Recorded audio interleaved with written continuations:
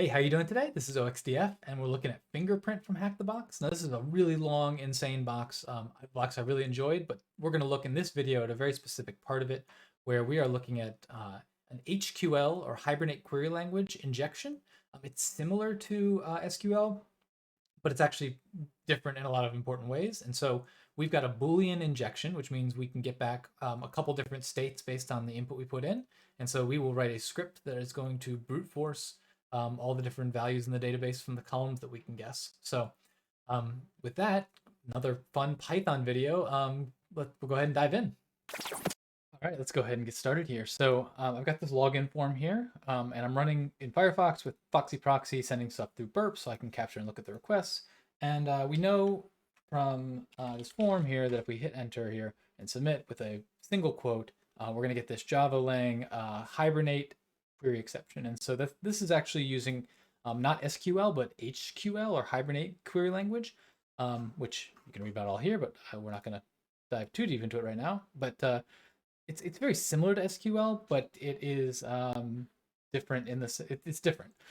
So we can, let's see, come back here. There's a couple other things we can look at here. So we can try to fix this. So if we try to, log in here and we say or 1 equals 1, like this. So presumably I'm going to close the quote for whatever the username is. I'm going to put this 1 equals 1, and then the other closing quote will come here. And so I've got a valid thing, but it's going to return all of the users in the thing, and regardless of whether the password matches, presumably. And when we do this, we get a different error. And this time it says it did not return a unique result. There's two. So in this case, we already know there's two users in the database. So that's good to know. But what's cooler here is we actually have a kind of a Boolean reporting here. So there's one more thing we can show. Let's see, come up here. Let's go grab the history here. We'll grab this. We will send it to repeater.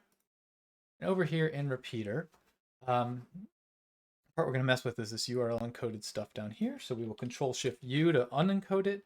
So let's see. What we can't do, in MySQL, we'd add like a limit 1 to the end to fix that. And that doesn't exist in HQL. But what we can do instead is we can say or rand, which returns a number between 0 and 1. So we'll say or rand is greater than 0.5, or then we need something false here. So like this. So what this is going to do is it's going to say, the UID matches nothing, which is going to return nothing. Or if this random number is greater than a half, which will happen half the time, or this false thing. And the only reason I need this false thing on the end is so that my quotes will match up. And if I do this here, let's go ahead and encode, Shift-U to encode that and send. So here we get invalid credentials given. So it's saying it didn't work, right? The username matched, but the password did not match. Let's send it again. And we'll see. I go past it. Invalid credentials given. Invalid fingerprint ID. So interestingly enough, the theory I can start to form is, okay, so there's two rows and the rand is getting run for each row. If the rand comes back false both times, that's where I get invalid credentials. The login didn't work because no rows came back. If I get exactly one time, then I'm going to get this invalid fingerprint ID. So it's checking the fingerprint ID later. And so here we have invalid credentials. I should figure out where in the page. Invalid credentials. It's not that far down. I always go too far. Invalid fingerprint ID. If I do this enough, I can actually get, okay, so here's the internal server error, where I come down here and I say, oh, I got two results. So this is where both of them came back true. So anyway, the point of all this is to say there's really three, I say it's Boolean, but there's three different results I can get back here. I can get back, you got two results. That's a 500 error. I can get back, you had exactly one result, in which case fingerprint error, which has to do with this auth secondary field down here. Or I can get back no results, which then says, invalid login. And so we'll use that to basically brute force the entire, or all the columns in the database that we can figure out. So to do that, we are going to jump here and we're going to start to say, we got this post here. Let's recreate this. You don't need this. Oh, I wrote this down. I don't think I went over this at the beginning. So we have a Boolean HQL injection. The other thing we do have is brute force protection. If I send 50 login attempts back to back, I can't remember the exact number. It's going to lock me out. But I figured out, and if you want to see how, we go back to the blog post. But I figured out if I change this auth secondary here, which isn't really being used, so at least for this brute force, if I change this auth secondary, then it resets that count. And so as long as I change that every few queries, or why not just every query, I won't get blocked out there. So we'll keep that in mind as we program. So the next thing we need to do, HQL, there's no good way in SQL. What we do is we go through and we dump the information schema table to figure out what the database names, the table names, etc. That doesn't really exist in HQL, at least as I could figure out. So what we can do is we can start to say, we can guess at column names. And so we can say UID equals this, and we can start to say, so like, what if it's a user, instead of, we won't do equals, we do like, and then we'll do B, like that. And so this is the wild card. I mean, so this basically say, or if the username starts with B. Okay, we don't need this. Now we will come back in here and encode that and send it, and we get an internal server error. So it failed. Let's see. It just says it preventing a query exception, so we don't like that exception. So what if we change this to username? Still internal service error. So let's see. Oh, well, for one, we've got a quote on the end here. That's no wonder it's not going to work. Let's try back here again and try this. User. So here we go. Internal server error. Prevented filling the request.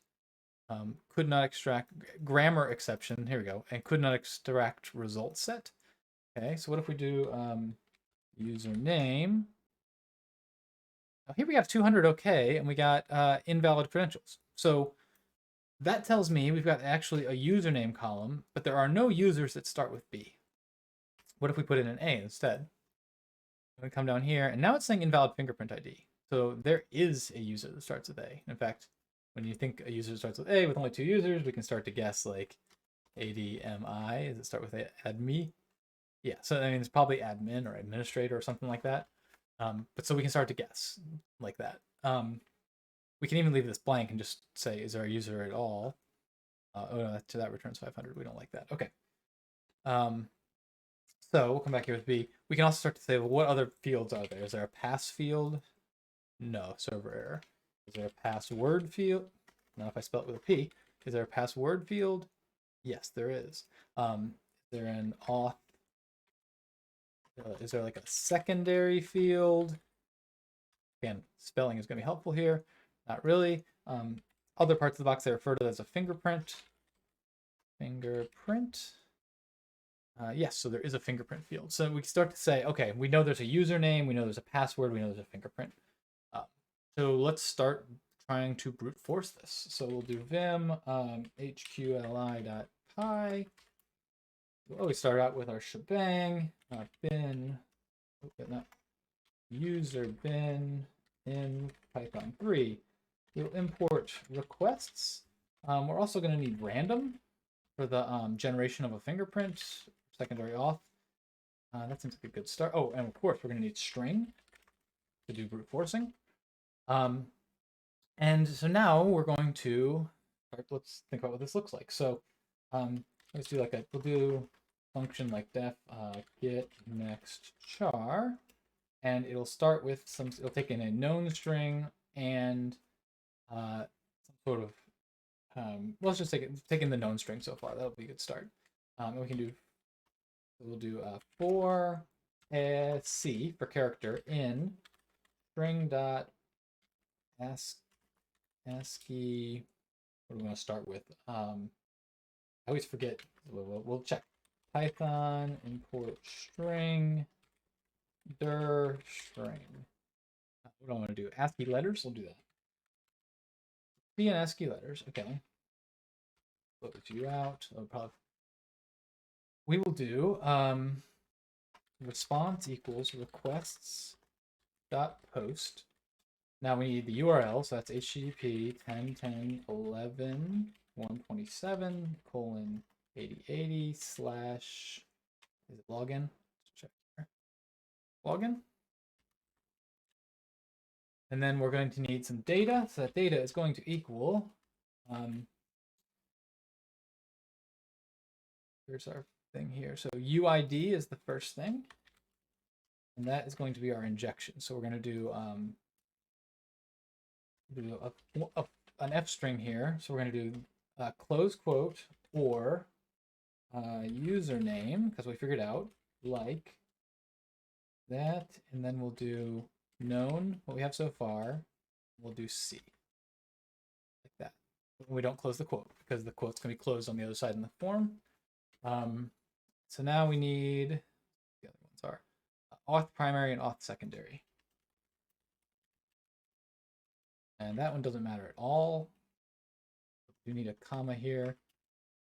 Auth secondary. And this one, we are going to do, so let's get back into Python here. Just leave this open. Random. There's a thing called random.get rand bits. And so if we do, we're trying to get 32 characters or that, so we can get, that generates a random integer. So if we put an F string around this and do 32x, 32x, so it fills. And there we get a string. We do len around that, it'll always be 32. So we can do this right here, and this will just give us a 32 character hex string, which is exactly what we want for this fingerprint. And we'll close off data. Let's see. Do we need headers?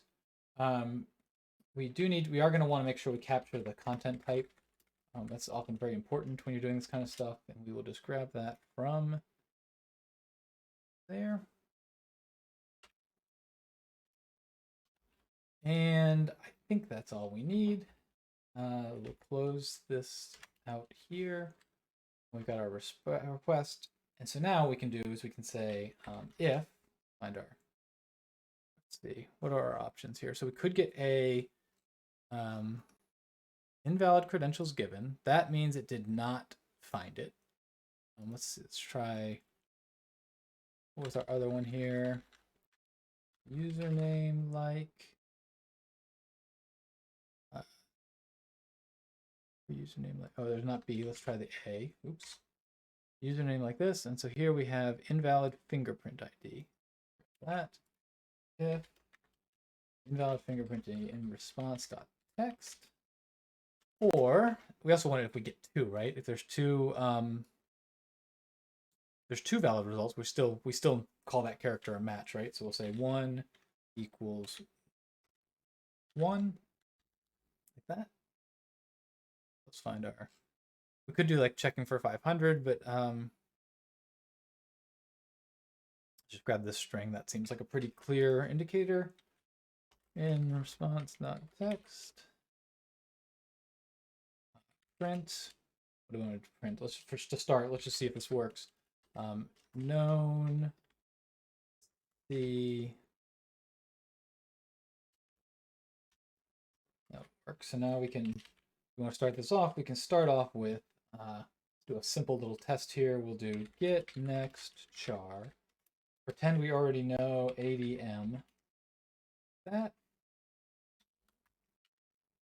So we will exit here, Python, HQLi.py. Of course, we have some errors in here. Let's figure out where we have, we need a comma after data. Valid index, because I need to mark that as an F string. I need to mark that as a string at all. There we go, that looks better. And I think it's probably running. Probably should have made some like slick printout that'll show me what's going on. We did not find anything. I wonder if I need to have, so the easiest thing to do here, let's come up here and we'll do, come down here and we'll do, oops, there.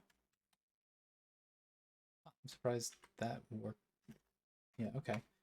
PROXIES equals HTTP 127.0.0.180.80.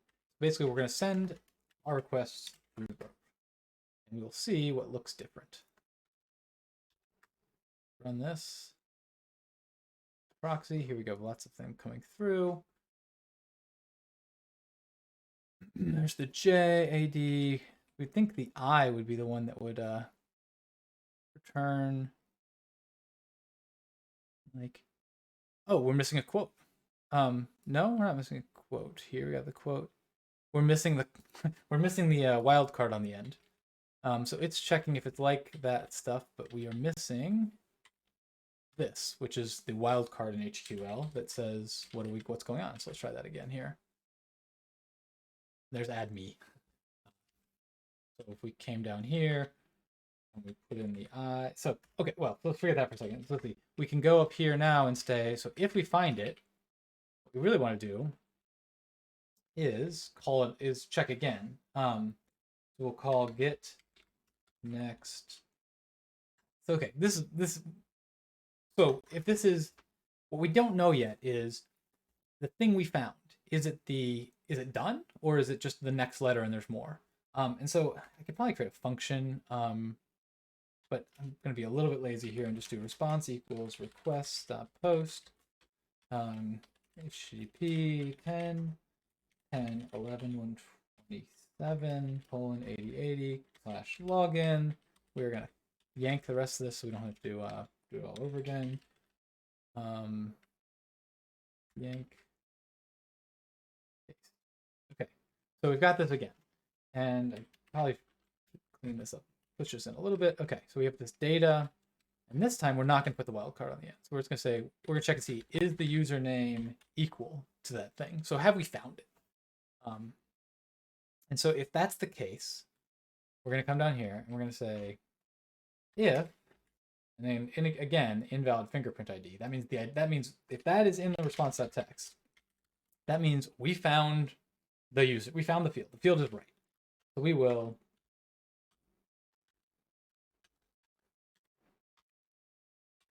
go ahead and print that out like that. And we're basically done. Else, now we know we found a substring, but we did not finish the string. So we will do get next char, and we will do on, and this is where we'll pass in known and C. So now we're going to do the same function all over again, but this time the known is going to be one longer.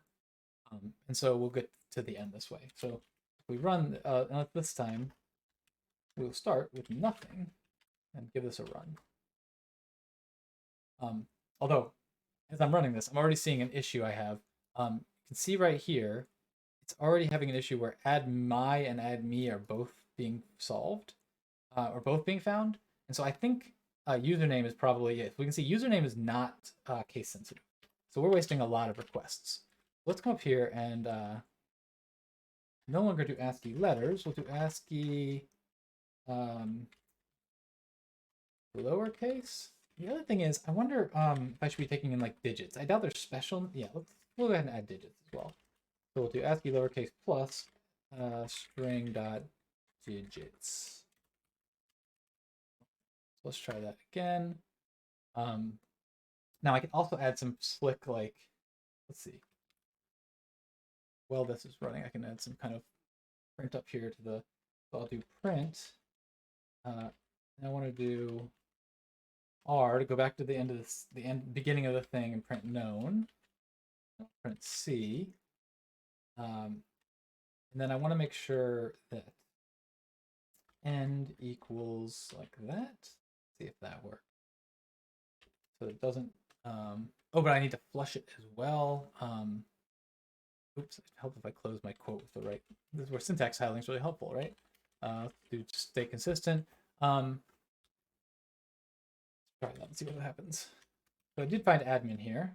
Let's cancel that and run again and see if it works. So this is working AD. So you can see it kind of working through the different letters. See what happens here. Ooh, okay. Cancel that guy. So what I didn't do when I came down here to print is go back to the beginning of the line. So but this is actually kind of cool because this will go back to the beginning of the line and print over what was already there. And then this one doesn't have an end of nothing, so it'll actually print the new line. And so I will get new, it'll be it'll go to the next line as it keeps working. So we have add min. There's admin. Now we're going to keep trying the rest of them because it could be an add ms or something like that. And now we're going to work back, and we're still as we work back we don't clear. How do there is a way to do that. I'm going to cheat a little bit here and go find script I've done before, and I know exactly which. Okay. I'm going to come up here, and I think the answer is it's it character OX1B2K. I see we already are finding another Michael something username, so that's good.